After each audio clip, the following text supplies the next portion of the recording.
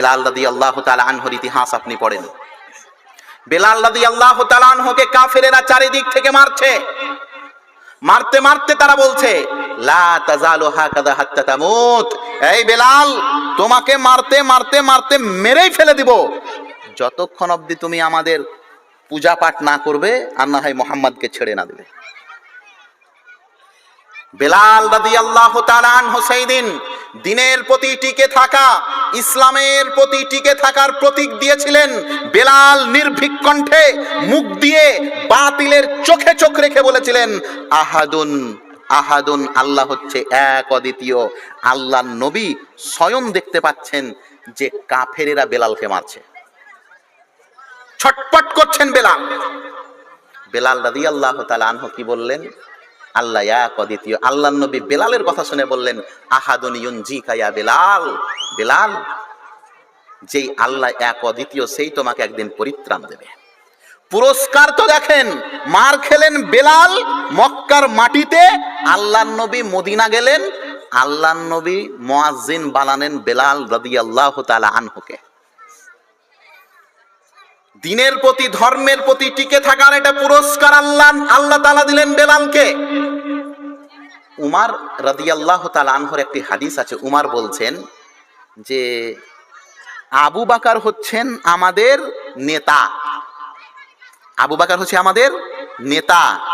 আর আবু বকর এমন ব্যক্তি যে আমাদের নেতাকে স্বাধীন করেছে, তথা তিনি বুঝাতে চাইছেন আবু বকর হচ্ছে আমাদের নেতা আর আবু বকর আমাদের একটা নেতাকে স্বাধীনও করেছে, সেই নেতাটার নাম তিনি বুঝিয়েছেন বেলাল রাদিয়াল্লাহু তাআলা আনহু। এই কোন বেলাল? যেই বেলালের শব্দে মক্কা বিজয়ের দিন খানায়ে কাবার ছাদে পুরো আরব থরথর করে কেঁপেছিল, যেই মক্কাতে নবী মুহাম্মদুর রাসূলুল্লাহ সাল্লাল্লাহু আলাইহি ওয়াসাল্লামকে তারা আত্মঘাতী আঘাত করেছিল। বুখারীর একটি হাদিস এসেছে, আল্লাহর নবীর গলায় উতবা বিন আবি মুঈত, আমাদের মধ্যে অনেকের গলায় মাফলার থাকে না, মাফলার মাফলার থাকে, চাদর থাকে, গামছা থাকে।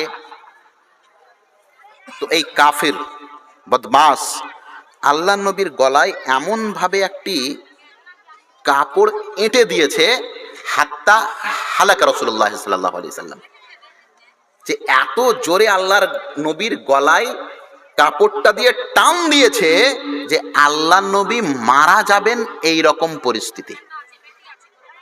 চোখ বড় বড় হয়ে গেছে আল্লাহর নবীর, গলা টিপে ধরেছেন, চেপে ধরেছে।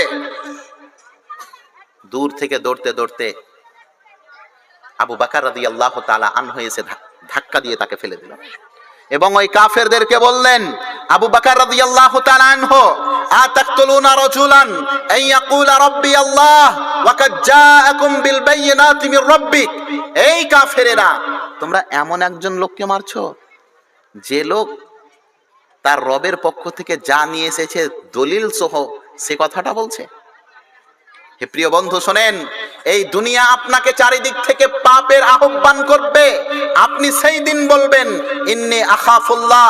হে প্রিয় বন্ধু, হে যুবক, দুনিয়া তো এই রকমই, তোমাকে সুন্দরভাবে পরিবেশন করা হবে, নারীর ফাঁদে ফেলা হবে, পতিতার ফাঁদে ফেলা হবে, ক্রিকেট